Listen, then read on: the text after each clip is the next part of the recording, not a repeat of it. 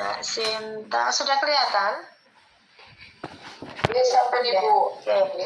Mbak Sinta, ini judulnya ya. Optimalisasi pembinaan dan pengawasan kerjasama daerah, studi implementasi peraturan daerah. Oke. Ya, ini yang disoroti berarti tentang peraturan daerah ini ya. Iya betul. Mbak Sinta, jadi nanti di dalamnya itu kan tadi Mbak Sinta bercerita ya, ini ada kerjasama ini ya. Kemudian nanti dalam pelaksanaan kerjasama ini, dalam pelaksanaan kerjasama daerah dengan Pemprov Jawa Timur diterbitkan ini ya tentang kerjasama daerah dan juga telah ditindaklanjuti dana tentang apa ini? Tentang kerjasama daerah ya. Ini baru settingnya ya. Kemudian ke bawah sebenarnya Mbak Sinta sudah menunjukkan bahwa ini ya, ini ada kerjasama ini. Jumlah total naskahnya ini total kerjasamanya ya.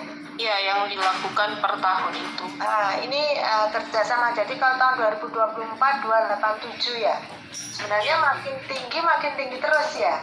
Iya betul. Kemudian ini monitoring. Ini monitoringnya ya. Nah, di sini sebenarnya masih bisa diperdetail nggak? Sebenarnya kerjasamanya itu kerjasama apa sih? Kerjasamanya apa saja? Apakah kerjasama apa saja? Ini yang belum terdata ya. Kemudian monitoring dan evaluasi. Hati-hati, Sun. Yang mana yang sudah dimonitoring dan mana yang belum? Gitu ya. Iya baik. Sehingga nanti biar jelas. Kemudian apakah monitoring dan evaluasi itu menjadi satu? Kalau secara teori, monitoring itu adalah pada proses implementasi, monitoring. Kalau evaluasi itu pada proses sudah diimplementasikan, kemudian dievaluasi, lebih ke arah melihat impact-nya. Nah, ini karena kan harus dihubungkan dengan teori. Makanya ini yang dimaksud yang mana nanti, gitu ya. Kalau pada tahap implementasinya ini masuk ke monitoring, gitu ya. Kalau mau melihat dampaknya, melihat hasilnya setelah dievaluasi, setelah diimplementasi itu dievaluasi. Jadi nanti ditambahkan ya Mbak Sinta, datanya lebih ditambahkan sebenarnya apa sih yang sudah dimonitoring sehingga akan nampak. Jangan-jangan yang dimonitoring dan evaluasi itu hanya kerjasama yang hanya kerjasama tentang administrasi misalnya, terkait dengan administrasi pajak ya, atau jangan-jangan hanya kerjasama di bidang konstruksi, kerjasama di bidang fisik yang memang itu perlu dimonitoring. Nah, ini nanti kan kelihatan. Kalau ini ada, bisa nggak Mbak Sinta ngasih? Mbak Sinta di mana sih? Dinas di mana? Ya di Pemprov, di Biro itu. Bisa insya Allah. Kelihatan ya. Jadi nanti diperdetail ya. Nah, kemudian dari 5 kategori ya ini ya, nanti diperdetail ya. Jangan hanya ini saja, ini kurang detail. Terus kemudian sebenarnya di bawah Mbak Sinta sudah bicara.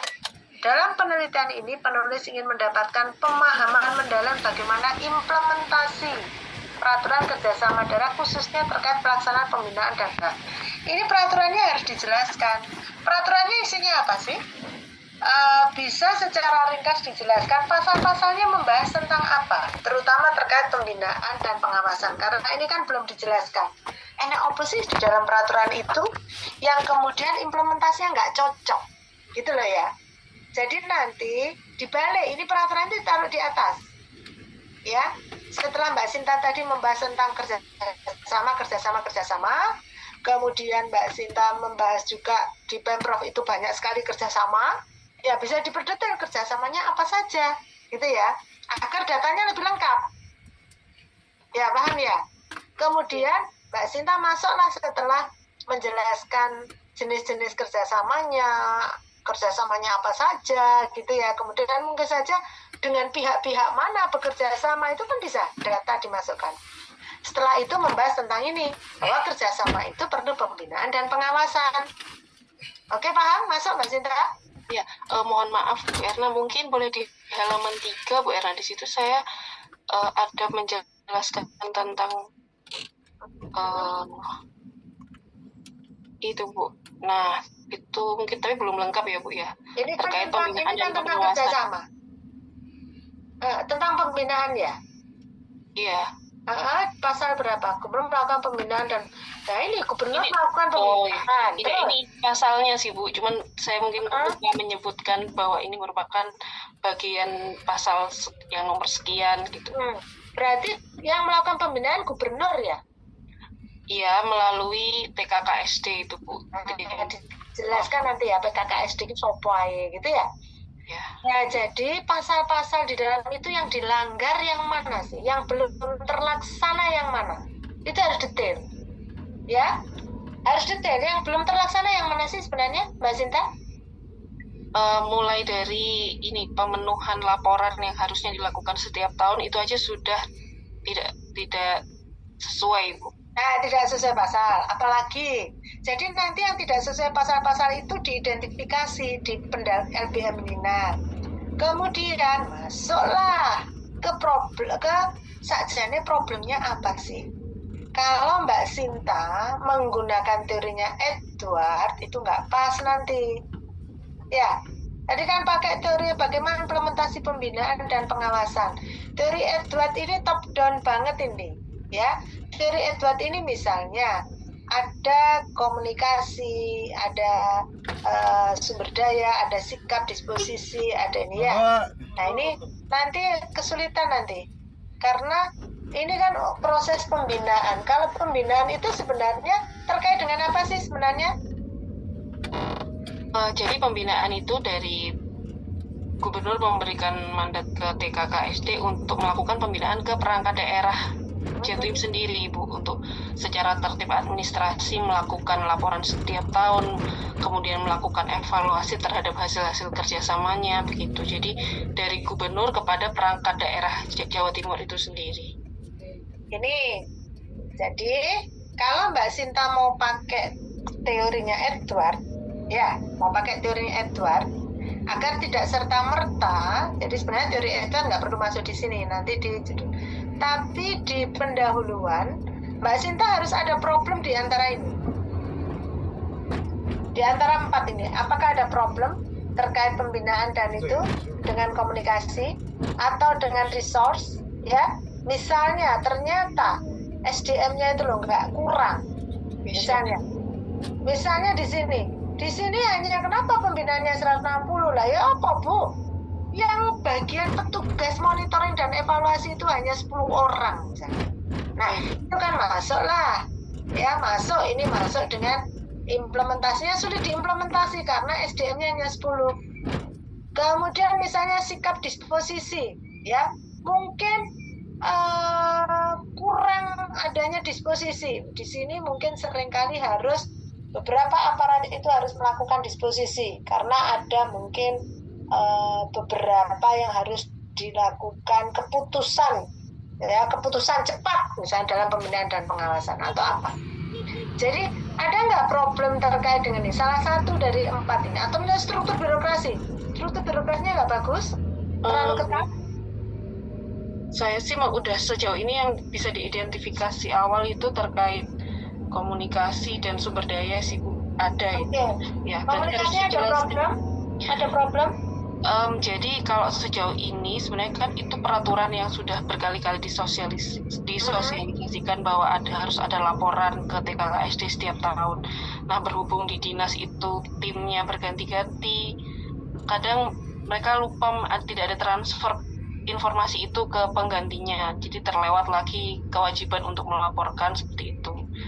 Kemudian juga terkait sumber daya, Bu Hernan, memang di biro tersebut untuk staf monefnya itu hanya yang PNS-nya hanya 2 orang Bu.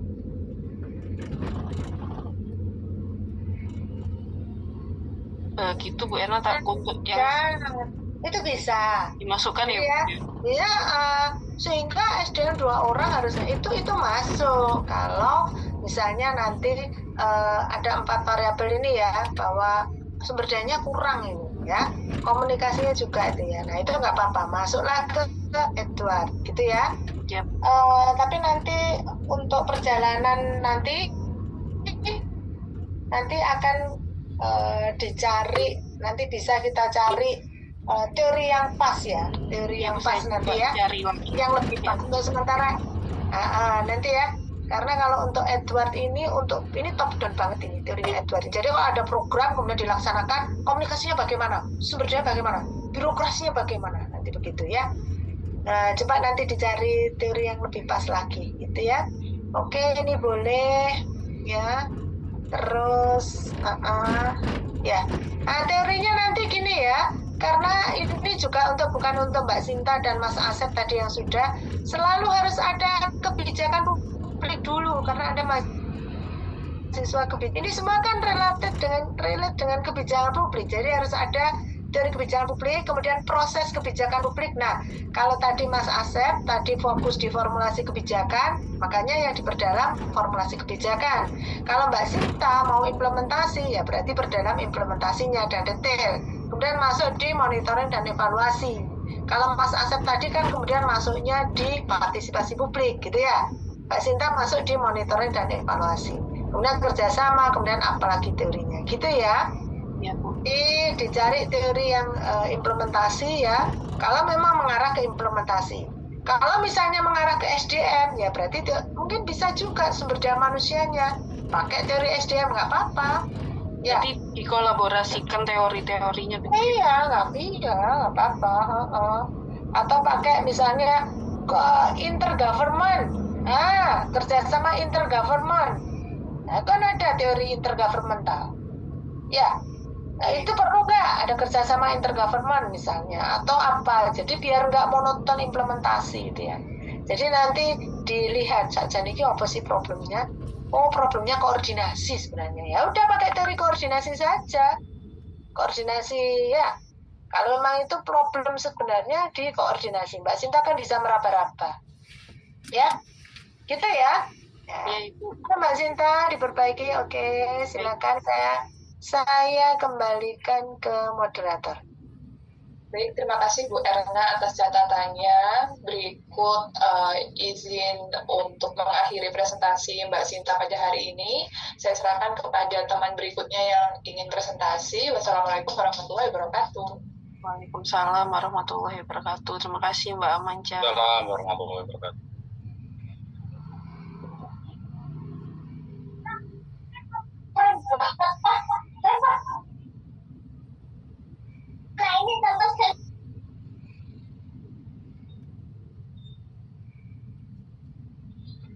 Assalamualaikum warahmatullahi wabarakatuh. Waalaikumsalam warahmatullahi wabarakatuh. Mohon izin Bu Erna dan teman-teman, di sini kita akan melanjutkan presentasi dari Mbak Arum dengan judul Policy Innovation terhadap penerapan Pergub nomor 71 tahun 2019 tentang homestay naik kelas dalam meningkatkan standar pelayanan. Untuk paparan kita beri waktu maksimal 10 menit. Mbak Arum, monggo waktu dan tempat kami persilakan. Baik, bismillahirrahmanirrahim. Assalamualaikum warahmatullahi wabarakatuh. Mohon izin Bu Erna, mohon izin rekan-rekan, pada kesempatan malam ini saya Febriana Arum akan mempresentasikan terkait proposal tesis kami yang berjudul Policy Innovation Pemerintah Kabupaten Banyuwangi dalam penerapan Peraturan Bupati Banyuwangi nomor 71 tahun 2019 tentang program homestay naik kelas terhadap peningkatan standar pelayanan. Latar belakang dari proposal tesis kami ini seperti apa sih? Latar belakang dari munculnya permasalahan yang akan kami ulas dalam proposal tesis ini, yaitu yang pertama, sektor pariwisata di Indonesia ini merupakan sektor penyumbang PDB sekitar 4-5%. Karena sektor pariwisata ini merupakan sektor penyumbang PDB yang lumayan, maka dari Kementerian Pariwisata otomatis akan menoleh bahwa pariwisata ini merupakan sesuatu yang mampu dikembangkan untuk menaikkan PDB yang ada di Indonesia. Maka muncullah rencana strategis pengembangan dari Kemenparekraf 2020 sampai 2024 yang menyatakan bahwa bagaimana sih setiap daerah itu harus meningkatkan pariwisatanya. Ketika mereka punya pariwisata, maka harus mereka itu untuk mengelola pariwisatanya sehingga mampu menaikkan PDB yang ada di Indonesia. Dari rencana strategis tersebut, dari pusat turun ke bawah, maka masuklah ke Banyuwangi yang memiliki Banyuwangi, salah satu kabupaten yang di ujung Pulau Jawa, ini memiliki destinasi unggulan. Karena mereka merasa mampu karena mempunyai pariwisata yang banyak, maka Banyuwangi ikut serta dalam perencanaan strategis membangun pariwisata ini tadi. Setelah tahu bahwa mereka mempunyai pariwisata yang banyak, maka mereka mengelola, mereka mempromosikan dengan baik. Setelah mempromosikan dengan baik, terkenalah Banyuwangi ini. Namun setelah terkenal Banyuwangi ini, banyak wisatawan yang datang, muncullah beberapa masalah. Ada beberapa masalah. Di antaranya yakni jumlah kunjungan wisata di setiap tahunnya ini mengalami kenaikan, baik wisatawan domestik maupun mancanegara. Sebenarnya kalau jumlah kunjungan wisata ini terus bertambah, ini kan ekonomi yang ada di daerah ini akan meningkat juga. Namun permasalahan yang ditemukan ketika kunjungan wisatawannya ini meningkat, ternyata ditemukan bahwa untuk akomodasi yang di daerah itu tidak ada, seperti itu, kurang seperti itu. Wisatawan domestik maupun wisatawan mancanegara setiap 2014 sampai 2023 ini mengalami kenaikan. COVID pun bisa mempertahankan di angka 3 juta sekian untuk wisatawan domestik. Namun setelah kita tetap bisa mempertahankan, wisatawan juga banyak yang datang, ini tidak sebanding dengan ketersediaan hotel yang ada di Banyuwangi, seperti itu. Hotel di sini kita tahu bahwa hotel bintang 5, hotel yang berbintang mungkin hanya sekitar kurang lebih 19 yang kita tahu dari data yang kita dapat dari Dinas Pariwisata, 19, dan yang melatih hanya sekitar 45. Otomatis kalau untuk turis dan mancanegara yang datang itu kan kalau bukan di hotel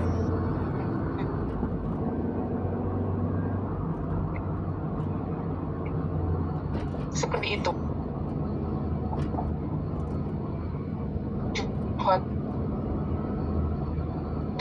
Otomatis ini memunculkan suatu masalah seperti itu. Bagaimana? Apakah kita harus membuat hotel baru, kita menarik investor untuk mau mengembangkan, kemudian mampu kemudian hotel di hotel yang 5 seperti itu? Apakah seperti itu?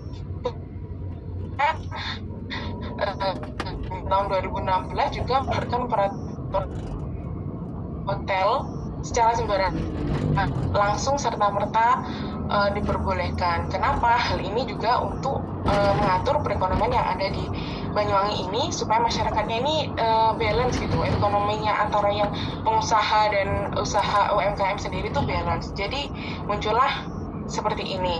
Nah, kemudian bagaimana? Kita tahu pariwisatanya bagus, wisatawannya banyak yang datang, namun hotel itu kita dan kurang seperti itu. Lalu bagaimana? Maka dari pemerintah sendiri, pemerintah Banyuwangi ini pemerintah Banyuwangi ini mengevaluasi, kemudian berunding bagaimana enaknya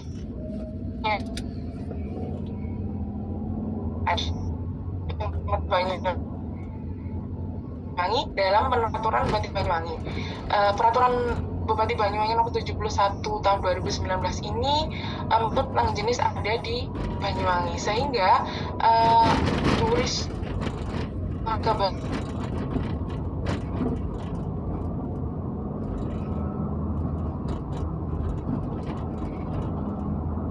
selain itu adanya program homestay naik kelas ini diharapkan mampu meningkatkan standar pelayanan sehingga wisatawan tetap datang ke Banyuwangi. Dan rumusan masalah yang fokus di sini kami ingin mengupas tentang bagaimana policy innovation pemerintah Kabupaten Banyuwangi ini dalam penerapan Peraturan Bupati Banyuwangi Nomor 71 2019 tentang program stay naik kelas ini terhadap peningkatan standar pelayanan. Tujuannya mendeskripsikan dan menganalisis policy innovation pemerintah Kabupaten Banyuwangi dalam penerapan Peraturan Bupati Banyuwangi Nomor 71 tahun 2019 tentang program homestay naik kelas. Manfaatnya untuk berkontribusi dalam memberikan research gap dari penelitian terdahulu dan menambah penelitian bidang kebijakan dengan menemukan teori policy innovation.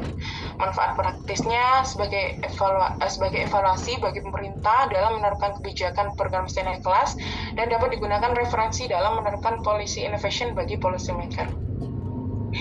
Dalam penelitian ini kami mendapatkan 10 penelitian terdahulu terkait policy innovation. Kemudian kami juga mendapatkan 10 penelitian terdahulu terkait homestay naik kelas. State of art-nya yang kami dapat adalah policy innovation yang kami dapat studi terbaru yang dibahas dengan policy innovation bahas tentang pengaruh policy innovation terhadap pelayanan publik. Kemudian kalau yang homestay naik kelas kami mendapatkan bahwa studi terbaru mengulas tentang homestay naik kelas, tentang hambatan dan kendala yang dihadapi saat menerapkan program homestay naik kelas. Research gap-nya yang kami dapatkan bahwa belum ada penelitian yang membahas mengenai policy innovation terkait program homestay naik kelas. Teorinya kami memakai policy innovation proses kreatif dalam menentukan prioritas kebijakan serta solusi kebijakannya oleh policy maker. Policy innovation merupakan proses yang dinamis dan kreatif, menuntut kemampuan adaptasi dan kolaborasi dari pembuat kebijakan untuk mengatasi tantangan yang kompleks dalam masyarakat. Policy innovation sendiri merupakan proses kreatif yang telah kami jelaskan seperti tadi. Kemudian homestay naik kelas adalah homestay naik kelas merupakan upaya strategi pemerintah Kabupaten Banyuwangi dalam meningkatkan SDM dan sarana prasarana serta nilai tambah homestay yang ada di sekitar destinasi wisata di Kabupaten Banyuwangi. Pada proposal tesis ini kami menggunakan metode penelitian dengan tipe penelitian kualitatif deskriptif.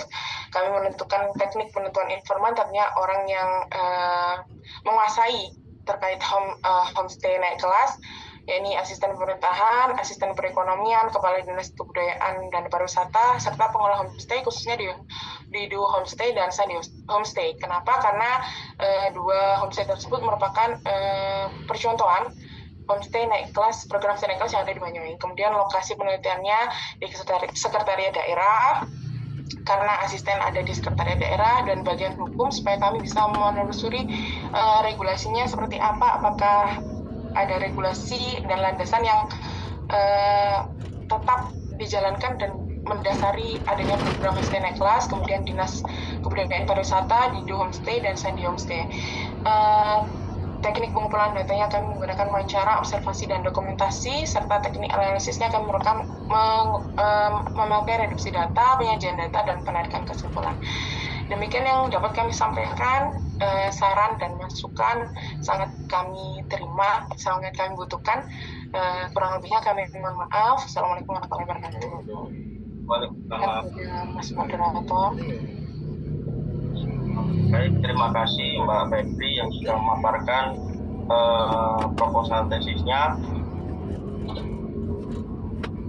Untuk acara selanjutnya yaitu tanggapan dari para reviewer dan Bu Eti dan Mas Prasetyo. Setelah itu nanti ada masukan dari Bu Erna. Mungkin yang pertama dulu Bu Eti, monggo waktu dan tempat kami silakan. Terima kasih Mas Josa atas waktunya. Mungkin di sini hanya memberikan masukan, itu pada latar belakang mungkin sudah cukup memberikan konteks umum mengenai pariwisata di Indonesia dan fokus ke pariwisata lokal yaitu Banyuwangi, dan gagasan pokok sudah jelas. Mungkin di sini landasan teorinya kurang mendalam ya, hanya membahas tentang policy innovation dan homestay naik kelas secara dasar, dan mungkin perlu ditambah teori tentang pelayanan publik, kebijakan pemerintah, atau mungkin dijelaskan lebih lanjut tentang Pergub Bupati nomor 71 tahun 2017 tadi, pengaruhnya terhadap ekonomi lokal dan pariwisata, dan mungkin bagaimana juga evaluasi kebijakannya menjadi dapat mengukur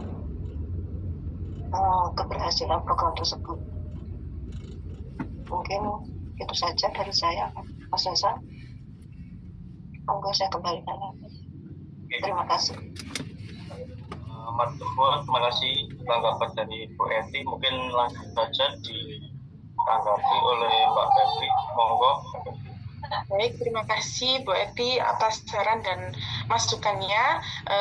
Memang landasan teori kami kurang, kami akan menambahkan. Terima kasih atas masukan dan sarannya. Terima kasih Bu. Selanjutnya Mas. Terima kasih tanggapan dari Mbak Febri atas saran dan masukan dari Bu Eti. Selanjutnya review kedua Mas Prasetyo untuk memberikan tanggapan. Waktu tempat yang persilakan. Baik, terima kasih Mas Dosa. Mbak Febri luar biasa, sudah sangat komprehensif sekali tadi proposal tesisnya. Namun saya ada beberapa poin yang perlu didiskusikan Mbak Febri. Yang pertama di bagian latar belakang, tadi kan disajikan data tentang ketersediaan kamar hotel saat ini yang ada di Banyuwangi. Nah, itu belum dikasih keterangan itu data tahun berapa. Kalau di proposal saya baca disebutkan itu data terbaru. Data terbarunya tahun berapa. Kemudian kalau tadi Mbak Febri ceritakan bahwasanya latar belakang munculnya Pergub ini adalah adanya gap antara ketersediaan kamar dengan jumlah wisatawan. Seharusnya data yang disampaikan itu data sebelum adanya kebijakan tersebut. Itu yang pertama. Yang kedua adalah tadi juga diceritakan oleh Mbak Febri dan disampaikan dalam proposalnya bahwasanya gebrakan inovasi peningkatan bidang pariwisata melalui Pergub ini itu kan digunakan untuk mendukung renstra pengembangan pariwisata tahun 2020 tahun 2024. Sementara Pergub sendiri itu ditetapkan tahun 2019. Ini saya ingin konfirmasi apakah Pergub ini juga diimplementasikannya mulai tahun 2019. Karena kalau memang iya, berarti kalau kita menggunakan kata-kata Pergub ini untuk mendukung renstra pengembangan pariwisata yang dilaksanakan tahun 2020 tahun 2024, kalau menurut saya rasanya kurang pas gitu Mbak Febri, karena lebih duluan Pergubnya. Itu yang kedua. Kemudian di landasan teori saya setuju dengan tadi Bu Eti, mungkin perlu dielaborasi lagi, mungkin perlu ditambahkan teori tentang standar pelayanan, bisa menggunakan teori service quality, atau kalau standar pelayanan yang diacu itu menggunakan standar pelayanan Permen Parekraf, mungkin bisa dijelaskan standar pelayanan yang dari Permen Parekraf itu. Kemudian di metode penelitian tadi disampaikan bahwasanya samplingnya menggunakan teknik purposive. Kemudian di situ juga sudah dijelaskan responden yang dipilih salah satunya adalah Didus Homestay dan Sandis Homestay. Mungkin saya ingin tahu saja kenapa langsung menyebutkan Bainam Beatrice, Didus Homestay dan Sandis Homestay. Mungkin alasannya apa gitu Mbak? Mohon penjelasannya. Demikian, terima kasih. Terima kasih Mas Prasetyo. Saran masukan dan beberapa pertanyaannya mungkin langsung ditanggapi oleh Mbak Febri dan Arum. Monggo. Baik, terima kasih Mas Prasetyo. Mohon izin, terima kasih Mas atas saran dan masukannya. Ada beberapa poin yang memang harus saya jawab ya. Yang pertama, kalau Pergubnya tadi 2019 kok ikut renstranya yang 2024 seperti itu ya Mas ya. Renstranya itu kan untuk 2020 ke 2024. Kemudian memang Pergubnya 2019. Jadi memang ada nih dari bupatinya ini ada petunjuk kalau harus ada jenis akomodasi nih. Harus menyediakan akomodasi untuk wisatawan yang ada. Kemudian program homestay-nya ini mulai di jalan 2020 sesuai dengan maksudnya gebrakan di Renstra Kemen Parekraf ini 2020-2024 ini harus menggenjot ya bahasanya ya, mendorong ya, kayak mendorong harus nih pariwisata harus dianu. Nah kita ikut dalam maksudnya ikut mendorong juga pariwisata yang ada. Jadi kita akhirnya berfokus gimana nih pariwisata supaya ikut terdorong juga supaya sesuai dengan rencananya dan lagi ya Mas. Kemudian kenapa langsung bayanan by address di Dido Homestay dan Sandi Homestay? Dari data awal yang kami dapatkan di Dinas Pariwisata, bahwa percontohan pertama itu yang dibuat contoh supaya lainnya mencontoh itu awalnya di Dido Homestay dan Sandi Homestay, seperti itu Mas. Dido Homestay. Kenapa di proposal tesis kami yang kami kirimkan untuk pengumpulan kemarin itu, kenapa masih kami sebutkan di Dido Homestay? Karena memang awalnya itu di Dido Homestay untuk sebagai percontohan seperti itu. Kalau Sandi Homestay itu sudah perkembangan. Nah, karena kemarin ada beberapa saran gimana nih kalau dilihat juga dari yang sudah berkembang itu seperti apa gitu. Jadi kami menyebutkan di Dido Homestay sama Sandi Homestay seperti itu Mas. Terima kasih Mas Prasetya. Mungkin ada yang mau ditanyakan kembali? Sudah cukup Mbak, terima kasih. Terima kasih Mas. Apabila siap Mas, terima kasih Mas Prasetya juga. Saya kembalikan kepada Mas Cosa. Terima kasih atas tanggapannya dari Mbak Febri atas masukan, saran dan pertanyaan dari Mas Prasetyo. Mungkin yang terakhir saran masukan dan komentar dari Bu Erna. Mohon izin Bu Erna, sudah tidak kami persilakan. Ya, terima kasih. Langsung aja ya. Jadi Mbak siapa yang tadi? Mbak Febri ya? Ya Ibu. Febri, mungkin untuk judulnya bisa ya. Intinya Mbak Febri kan ingin melihat policy innovation, gitu ya. Policy innovation itu kan pada ranah formulasi kebijakan ya, bukan implementasinya kan ya. Yang mau dilihat kan formulasi kebijakan. Jadi latar belakang atau background bagaimana kebijakan itu muncul, kan begitu ya, yang mau dibahas.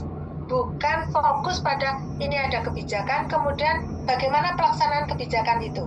Nah, yang mana dulu? Kalau Mbak Febri fokus pada ini ada kebijakan, kemudian bagaimana melaksanakan kebijakan itu berarti implementasi. Kalau Mbak Febri mau flashback, bercerita kebijakan dulu itu Perbup atau Perda ini? Perbup ya? Nah, perbubnya ini dulu muncul itu seperti apa, proses kemunculannya seperti apa, proses pembuatannya dulu seperti apa, berarti itu pada ranah formulasi. Ya, pelaksanaan kebijakan. Nah, biasanya ketika membahas tentang policy innovation itu adalah pada ranah formulasinya, sehingga nanti judulnya bisa diubah atau bisa seperti ini, policy innovation peraturan bupati ini ya. Jadi ini pemerintah dalam penerapannya nggak usah, ya. Jadi justru Mbak Febri mau flashback ini dulu policy innovation-nya bagaimana, inovasi kebijakannya seperti apa gitu ya. Nah, ini nanti di latar belakang diuraikan ilustrasi perjalanan perdanya. Tadi ya, jadi Perbup ya, Perbubnya bagaimana sih? Ada problem apa?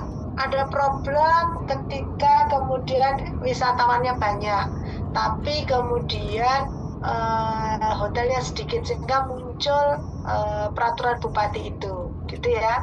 Kemudian peraturan bupati yang dibahas ini hanya satu atau ada beberapa peraturan?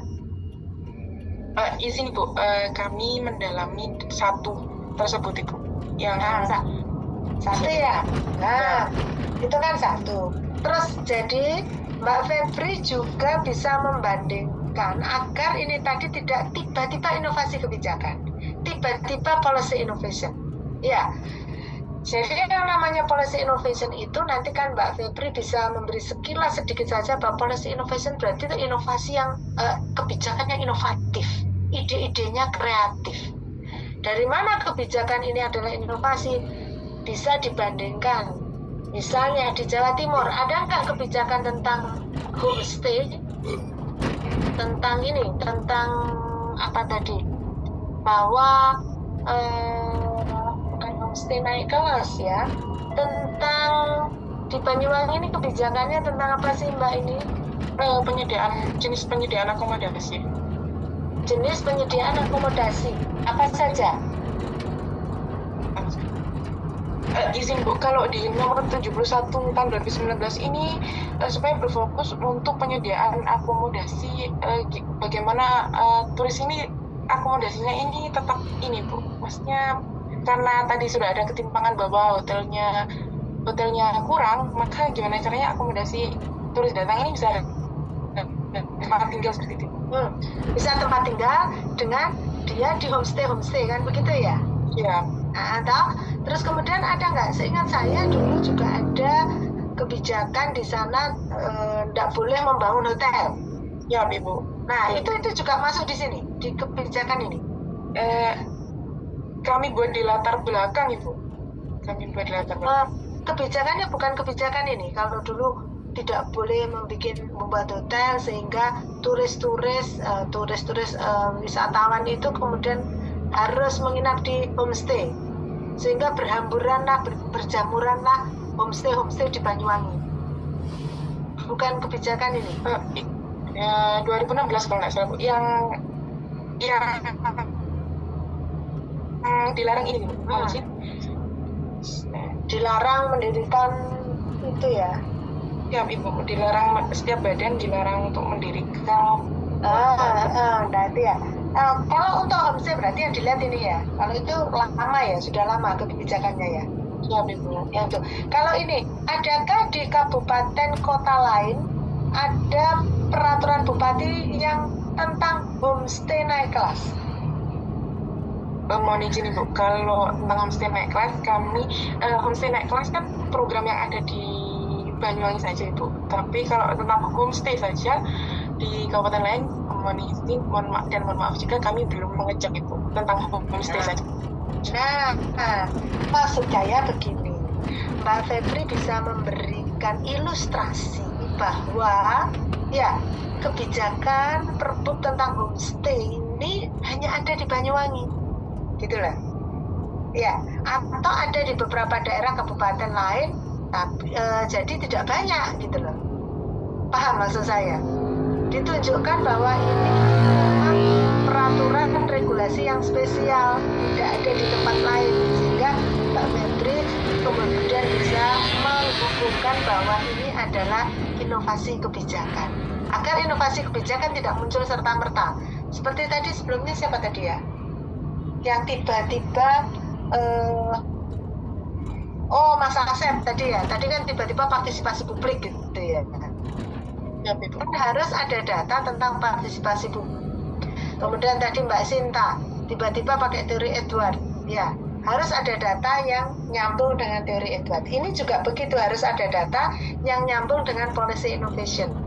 Ya, jadi bisa dilihat bahwa misalnya ide dari pembuatan dari Perbup ini adalah idenya tadi ya, memberikan kalau homestay naik kelas kan berarti orang turis itu ya, wisatawan itu kan sukanya juga yang tempat-tempat nyaman gitu ya, cenderung pergi ke hotel.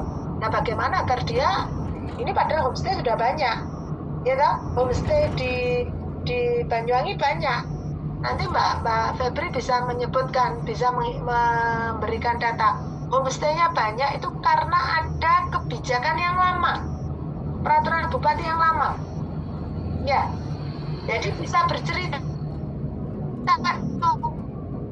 Bukti lama itu ada peraturan tentang homestay kan, tidak boleh membangun hotel-hotel di tempat-tempat wisata toh. Hotel-hotel hanya boleh dibangun di tengah kota, di tempat-tempat wisata homestay. Bisa dihubungkan dengan peraturan bupati yang lama, sehingga banyak homestay, gitu ya. Homestay-nya banyak di Banyuwangi, itu tunjukkan datanya. Nah, bisa tunjukkan juga data fasilitas homestay. Fasilitas homestay yang mungkin sederhana, ya, terlalu sederhana mungkin, sehingga sudah tidak cocok lagi dengan misalnya kebutuhan wisatawan gitu ya, sehingga ada ide untuk membuat homestay naik kelas gitu loh. Yang dimaksud naik kelas apa sih? Homestay berarti selevel dengan hotel. Nah ini jadi bisa disambungkan, jadi jangan tiba-tiba ada homestay ini kan karena akibat atau dampak dari kebijakan yang lama toh? Ya, Ya, jadi sebutkan aja bahwa dulu peraturan perbumnya kebijakan itu sehingga banyak homestay di Banyuwangi. Ya, karena banyak homestay, maka inilah kemudian bupati yang sekarang membuat inovasi kebijakan di dapat lagi homestay yang sakit gitu loh ya. Iya, Mas. Ya. Kemudian cantumkan juga berbeda homestay yang lama dengan kebutuhan yang saat ini ya. Kemudian homestay yang sekarang naik kelas itu seperti apa? Nanti juga diceritakan ya. Fasilitas konon katanya ada homestay yang juga fasilitasnya seperti hotel, ya kan? Bagus, ada kolam renangnya, gitu ya. Kamarnya juga bagus, ya. Itu disebutkan, ya. Jadi begitu ya, harus dihubungkan dengan kebijakan yang lama. Kenapa muncul homestay, ya? Menjamur homestay sehingga perlu ada kebijakan lagi yang menghubungkan homestay itu naik kelas, gitu ya, Mbak ya.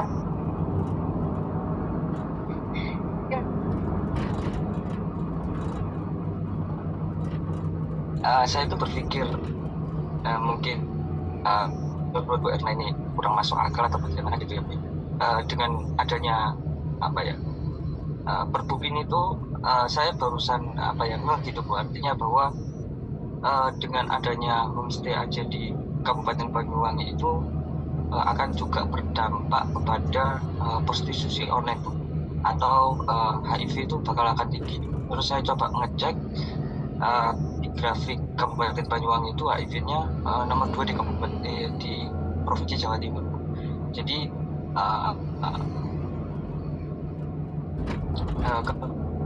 Perbup ini memang akan mengakibatkan dampak-dampak yang sangat luas, terutama terkait dengan tingginya HIV maupun terkait dengan pernikahan dini dan sebagainya gitu Bu. Artinya kan Perbup ini kan banyak faktor permasalahannya Bu. Jadi mungkin kalau saya sih mungkin bisa ditambahkan itu faktornya juga bukan karena pembatasan soal modal dari investor, tapi juga akan berdampak kepada prostitusi yang akan maraknya meningkatkan HIV juga gitu. Jadi saya juga berusaha berpikir agak seperti itu Bu. Jadi mungkin ternyata di grafiknya itu tahun 2021 itu Kabupaten Banyuwangi itu tertinggi di nomor 2 di Provinsi Jawa Timur. Mungkin itu sih Bu. Oke, jadi nanti mungkin monggo silakan bisa dimasukkan data-data saran dari Mas Kasan ini tadi ya. Jadi dulu ada homestay, kemudian akibatnya apa gitu ya. Tentu saja suatu kebijakan itu selain berakibat positif kan kebijakan itu memang ada efek negatifnya memang ada ya. Tadi saya masih share screen, masih kelihatan ya? Ya, masih. Ya, mungkin kalau Mbak Febri ada data gitu ya bahwa dengan bermunculannya homestay karena kebijakan yang lalu gitu ya. Tentu saja kebijakan yang lalu itu dengan munculnya homestay efek negatifnya kan bagus ya. Masyarakat ikut serta, ikut menikmati. Jadi jangan hanya hotel-hotel berbintang, hotel-hotel tinggi, pengusaha-pengusaha yang punya uang, tapi juga homestay.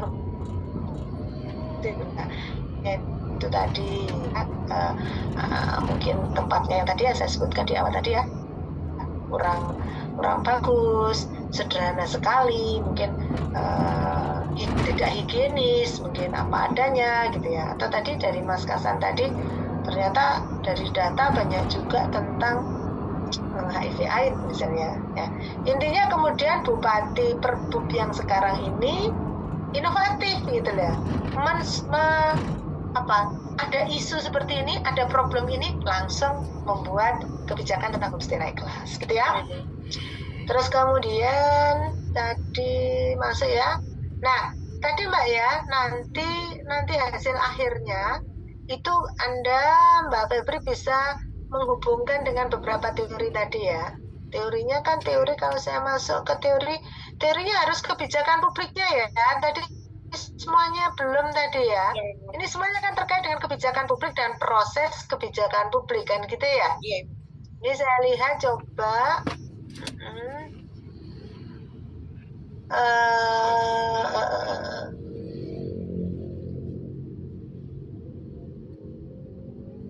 Teorinya mandat. Nah, teorinya nanti masukkan ya. Landasan teorinya masukkan ke kebijakan publik ya, Mbak ya. Teorinya teori kebijakan publik, kemudian proses kebijakan publik, formulasi kebijakan publik ya. Fokusnya kan di formulasi, bukan di implementasi ya. Terus kemudian masuk ke policy innovation ya. Ini dieksplor yang banyak ya di sini ya. Kemudian homestay naik kelas ini juga perlu di konsep tentang homestay naik kelas. Tapi yang perlu dieksplor banyak nanti ini ya Kak, dua teori ini ya. Dieksplor lebih banyak nanti ya. Ya. Kemudian nanti juga ini ada policy innovation ya. Policy innovation itu apa sih? Proses kreatif dalam menentukan prioritas. Jadi nanti datanya dicari ini. Bagaimanakah proses kreatifnya? Apakah mendatangkan para ahli? Apakah ada FGD? Apakah menggunakan naskah akademik? Perpup tidak perlu naskah akademik, tapi mungkin perlu kajian-kajian misalnya ya. Proses kreatifnya seperti apa? Bisa. Kemudian nanti ide atau praktek barunya apa dalam membuat kebijakan gitu ya. Sebenarnya ini sudah ada guidance-nya ya.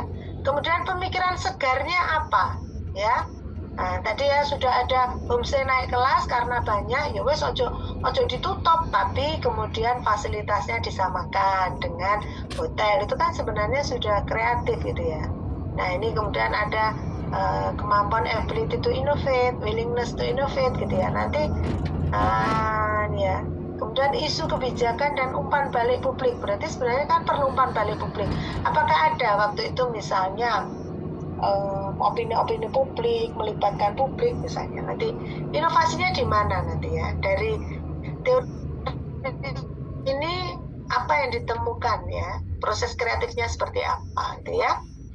Nanti hasilnya ada, sehingga nanti hasil penelitian ini bisa menjadi best practice untuk daerah lain gitu ya. Kemudian nanti diperbaiki ya Mbak, ini kerangka berpikirnya, endingnya itu harus policy innovation ya. Ini nanti kalau ini kan endingnya ini nyambung ya, kerangka berpikir itu harus di sini ada rumusan, kemudian setelah itu ada teori yang untuk menyelesaikan rumusan masalah itu ya. Kemudian di bawah ini adalah tujuan dari penelitian ini adalah apa. Kalau tujuannya adalah apa ya, menjelaskan policy innovation ya, policy innovation dalam peraturan bupati nomor berapa tadi ya. Gitu ya dari saya. Silakan, saya kembalikan kepada moderator. Matur suwun Bu Erna untuk tanggapannya dan arahannya. Mungkin ada tanggapan dari Mbak Febriana Arum, monggo disebelah saja untuk tanggapan silakan. Baik, terima kasih untuk Ibu Erna. Terima kasih untuk Mas Hasan tadi menambahkan juga. Terima kasih atas rekan-rekan yang sudah menambahkan tadi dan memberikan masukan. Semoga kedepannya lebih baik lagi. Sekian Ibu, terima kasih. Wassalamualaikum warahmatullahi wabarakatuh. Mas Josa, terima kasih. Saya kembalikan Mas Josa. Terima kasih Mbak Febriana Arum. Mungkin untuk paparannya Mbak Febri sudah selesai sampai akhir dan akan dilanjutkan oleh teman kami selanjutnya yang menjadi moderator. Waktu dan tempat kami persilakan. Terima kasih.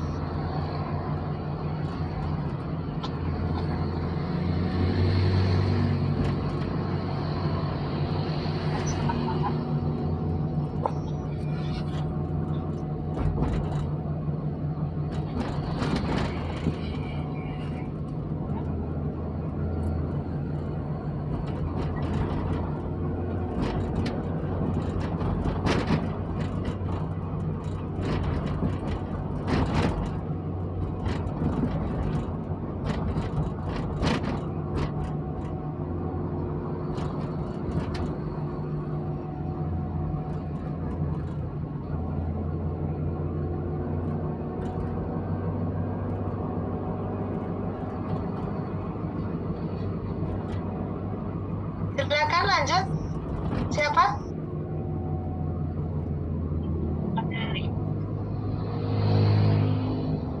Saya kok tidak mendengar suara. Apakah yang lainnya mendengar? Tidak ada suara. Halo? Selamat malam. suara saya? Dengar Mbak, kecil Mbak. Kecil sekali. Oke, lanjut aja Bu Patricia, langsung aja Liling. Suaranya tidak terdengar, ini sudah semakin malam. Bu Patricia silakan presentasi 10 menit. Yang lainnya, Elis bolehkah dibantu untuk waktu ya?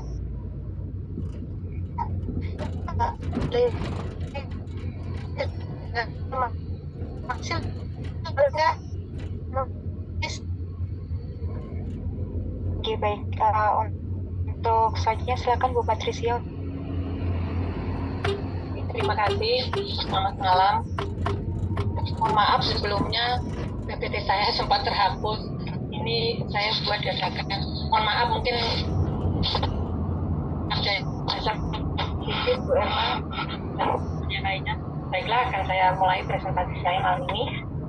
Saya mengambil judul presentasi saya mengambil judul pelayanan publik di Kecamatan Giri, Kabupaten Banyuwangi, studi pada penyelenggaraan pelayanan kependudukan.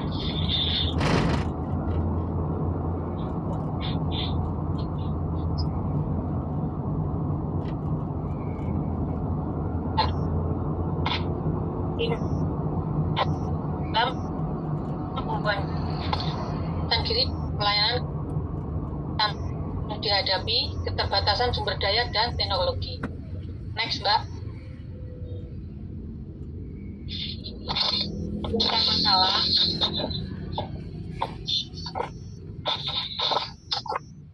Bagaimana penyelenggaraan pelayanan kependudukan di Kecamatan Giri, Kabupaten Banyuwangi. 2. Apa saja faktor-faktor yang mempengaruhi kualitas kependudukan di Kecamatan Giri. 3.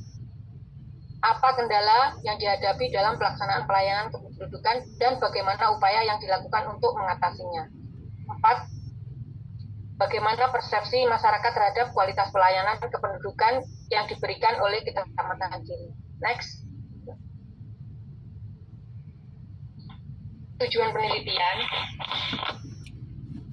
Penelitian ini, 1. Menganalisis penyelenggaraan pelayanan kependudukan di Kecamatan Giri, Kabupaten Banyuwangi. 2. Mengidentifikasi faktor-faktor yang mempengaruhi kualitas pelayanan kependudukan di Kecamatan Giri. 3. Mengungkapkan kendala-kendala yang dihadapi dalam proses pelayanan kependudukan serta upaya yang dilakukan untuk mengatasinya. 4. Mengetahui persepsi masyarakat terhadap kualitas pelayanan kependudukan yang diberikan oleh pihak Kecamatan Giri. Next. Manfaat penelitian. 1. Metode manfaat penelitian. Manfaat teoritis. 1. Manfaat teoritis memberikan kontribusi terhadap pengembangan ilmu administrasi publik, khususnya dalam bidang pelayanan publik di tingkat kecamatan dengan fokus pada pelayanan administrasi kependudukan. Manfaat praktis bagi Kecamatan Giri sebagai bahan evaluasi dan masukan untuk meningkatkan kualitas pelayanan kependudukan agar lebih efektif, efisien, dan responsif terhadap kebutuhan masyarakat. 2. Bagi pemerintah daerah Kabupaten Banyuwangi sebagai dasar pertimbangan dalam merumuskan kebijakan strategis terkait peningkatan pelayanan publik di wilayah kecamatan. Next.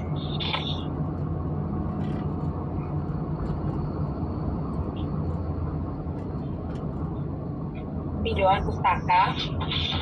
Konsep pelayanan publik, definisi dan dimensi kualitas. Pelayanan kependudukan, pentingnya administrasi kependudukan, peran kecamatan, kewenangan dan tanggung jawab. Lanjut.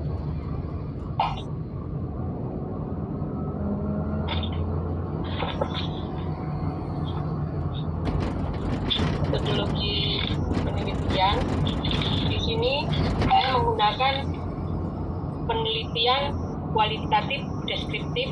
Pendekatan ini dipilih untuk memperoleh pemahaman yang mendalam mengenai proses kendala serta persepsi masyarakat terhadap pelayanan kependudukan di Kecamatan Giri.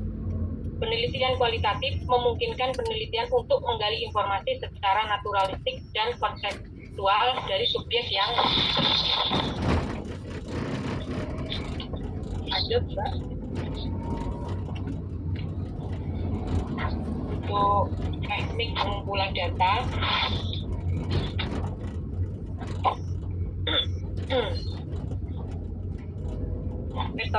Metode pengumpulan data menguraikan metode yang digunakan sebagai wawancara mendalam dan observasi langsung.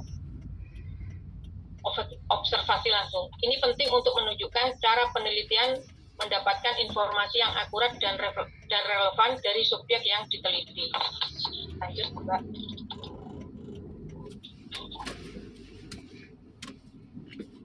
Teknis analisa data, langkah-langkah analisis data, menjelaskan proses analisis data yang dilakukan termasuk reduksi, penyajian, dan penarikan kesimpulan. Ini membantu audien memahami bagaimana data diolah untuk menghasilkan temuan yang valid dan bermanfaat. Next, Mbak. Uji keabsahan data, metode untuk memastikan validasi data. Menggambarkan teknik triangulasi yang digunakan untuk memastikan keandalan hasil penelitian ini, menunjukkan komitmen penelitian terhadap kualitas dan kredibilitas data yang diperoleh. Lanjut, Mbak. Kesimpulan, hasil penelitian dan menggarisbawahi pentingnya peningkatan kualitas pelayanan publik di Kecamatan Giri, Kabupaten Banyuwangi ini juga menekankan perlu strategi untuk mengatasi kendala yang dihadapi dalam pelayanan kependudukan. Terima kasih, mohon maaf presentasinya agak belepotan. Terima kasih.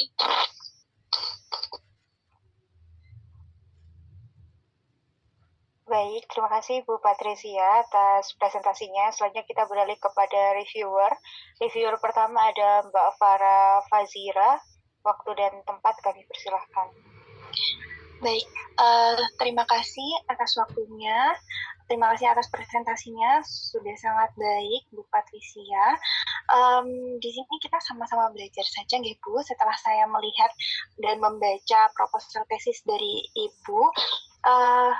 Untuk beberapa catatannya, yang pertama itu nggak ada sitasinya, jadi mungkin diberikan sitasi saja. Soalnya kalau dilihat itu ada daftar pustaka, cuman tidak disertakan footnote ataupun body note-nya, sehingga kurang, jadi statementnya agar terlihat lebih kredibel gitu Bu, kalau dikasih sitasi. Nah, kemudian masih di latar belakang, ini masih terlalu general karena kan cuma satu halaman, lebih baik ditambahkan saja Bu, karena untuk pola berpikir latar belakang kan seperti piramida terbalik gitu, dari yang umum mungkin bisa dijelaskan bagaimana layanan kependudukan di Indonesia, kemudian di Jawa Timur, kemudian turun lagi ke Banyuwangi, dan kemudian di Kecamatan Giri itu sendiri.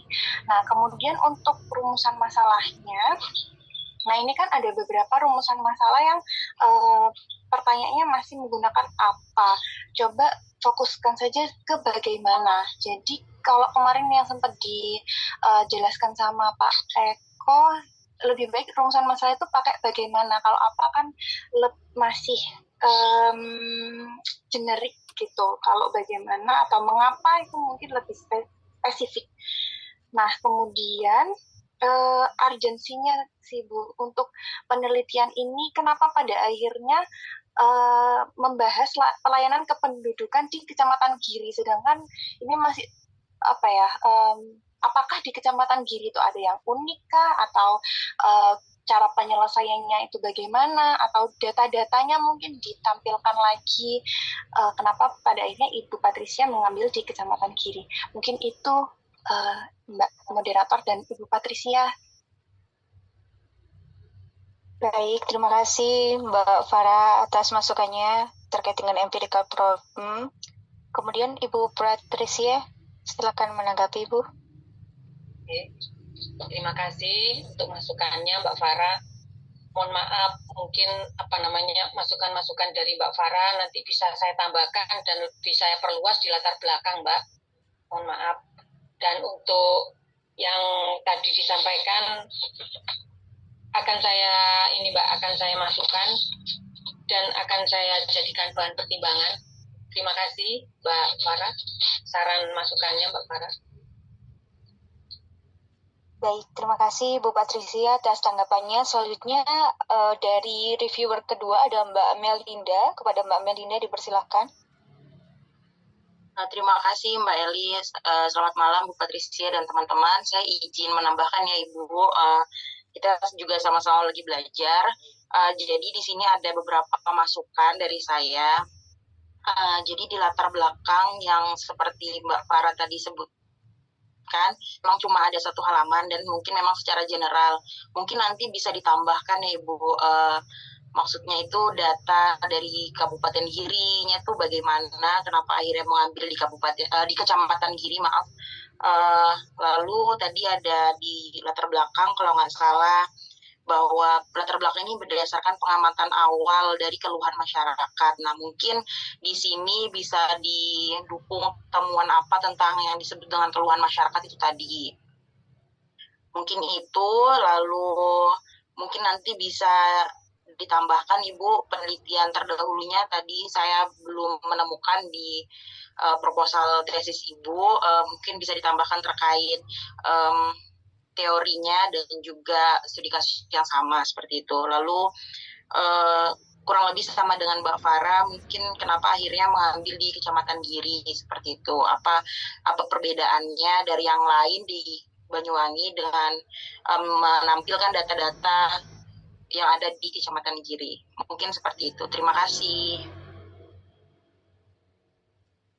Baik, Mbak. Baik, terima kasih masukannya Mbak Melinda. Silakan Bu Patricia ditanggapi, Bu. Terima kasih Mbak Melinda. Seperti yang disampaikan Mbak Farah tadi, kita juga sama-sama belajar ya Mbak.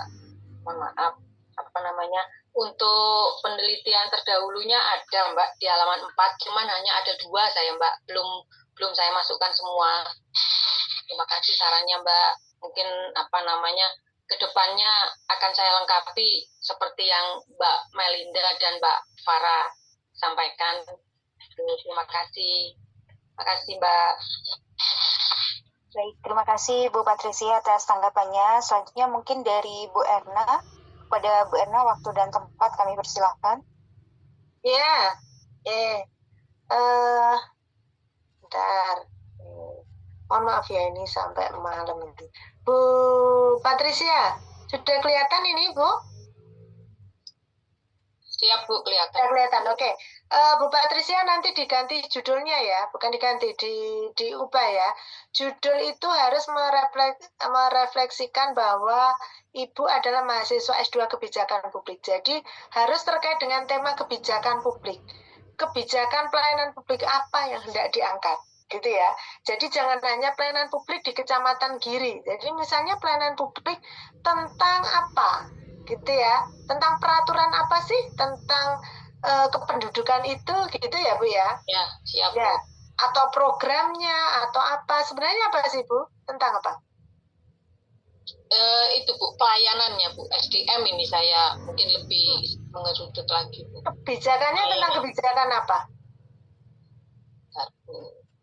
Ini benar ini anunya? Iya Bu, iya. Enggak, maksudnya naskahnya ini? Iya Bu. 1 halaman ini. Jadi gini nanti ya Bu, jadi nanti di latar belakang ya, jadi saya belum bisa memberikan banyak masukan karena ini ada problem apa, harus ada problem.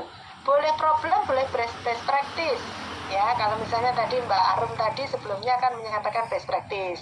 Kalau Pak Asep tadi ada problem. Kalau Mbak Sinta tadi ada problem. Bu Patricia mau menyampaikan apa? Ada problem nggak dengan pelayanan kependudukan di Kecamatan Giri? Ada problem atau mau menunjukkan bagusnya best practice? Mungkin lebih ke SDM ya Bu ya.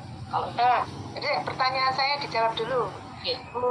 Bu Patricia menunjukkan ada masalah terkait dengan pelayanan kependudukan atau bagusnya, ada bagusnya terkait pelayanan kependudukan?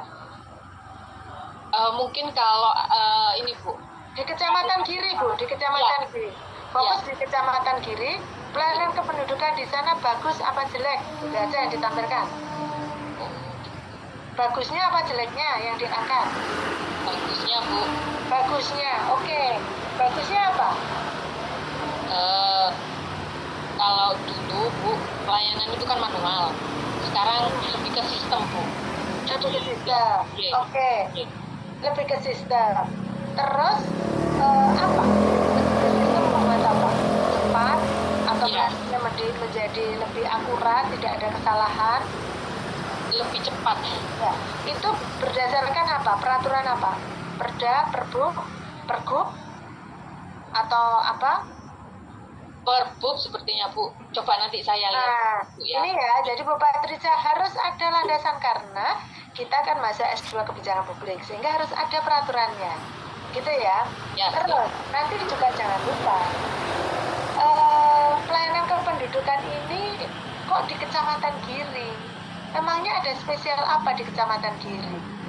Itu juga belum nampak, gitu ya. Bagusnya apa sih? Apakah cepat ataukah dapat award, dapat itu penghargaan atau apa? Ya, kalau Bu Patricia bicara tentang dulu manual, sekarang pakai IT. Perasaan di mana-mana juga begitu sekarang, gitu ya. Jadi tidak ada spesialnya di Kecamatan Giri. Nanti coba dicari ya Bu Patricia. Ya, Apa Bu. spesialnya di Kecamatan Giri ya ini ya? Ya Bu. Nah, Kecamatan Giri harus ada spesialnya ya Bu ya. Oke. Kalau pelayanan publik tentang kependudukan sama saja di tempat lain, nanti nggak ada spesialnya, nggak ada state of the art-nya, gitu ya. Jadi ini nanti dicari data-datanya ya Bu ya. Datanya apa sih, gitu ya. Pemerintahan ini ya berjalan dengan cepat, tepat, akurat ya. Ini nih datanya apa? Harus ada datanya. Kemarin saya sampaikan data bisa berupa apa? Tabel, grafik, gambar, kutipan langsung, ya, atau berita-berita online, ya. Itu harus ada. Ini belum ada ya, Bu Patricia, nanti ditambahkan ya. Ya Bu, nanti saya. Kemudian ini, jadi saya belum bisa memberikan saran ke bawahnya.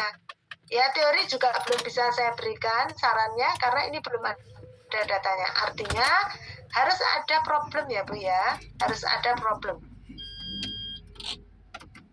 Ini konsep pelayanan publik lah ini ya. Ini nanti juga harus ada, kalau Bu Patricia fokus di implementasi kayak tadi ya sebelumnya ya, harus ada kebijakan publik. Setelah kebijakan publik, proses kebijakan publik. Setelah proses, nanti mau fokus di mana? Di implementasinya kah? Atau di formulasinya kah? Atau di evaluasinya kah? Ya, atau di mana? Fokusnya di mana? Kemudian teori yang dipakai apa? Tadi kayak sebelum-sebelumnya ya, kalau Bu Patricia menyimak ya Bu ya. Ya Bu, siap. Bu Patricia nanti harus ini kerja keras ya, effort ya. Karena ini belum ada datanya dan saya yakin karena Bu Patricia bekerja di kecamatan pasti punya datanya. Ya, punya data di kecamatan. Gitu ya. Itu ya Bu Patricia ya. Makin semangat ya. Terima kasih Bu. Oke, saya kembalikan ke moderator. Oh ya, ini udah selesai ya. Oke, langsung aja. Saya tutup ya. Maaf, ini sampai jam 21 karena saya 4 ya. Nanti besok yang lainnya masih ada 3 gitu, jadi nggak sampai malam. Jadi hari ini yang sudah presentasi 4 mahasiswa diperbaiki. Perbaikannya nanti dikumpulkan lagi ke saya itu sebagai nilai UAS.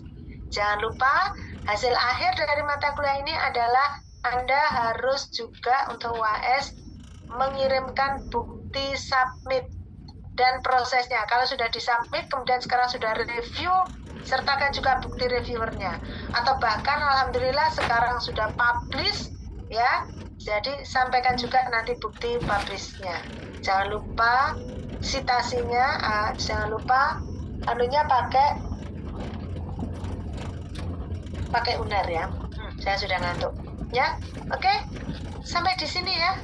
Yang 4 tadi presentasi harus makin semangat. Minggu depan presentasi dengan siapa? Minggu depan dengan Prof. Ali, Bu.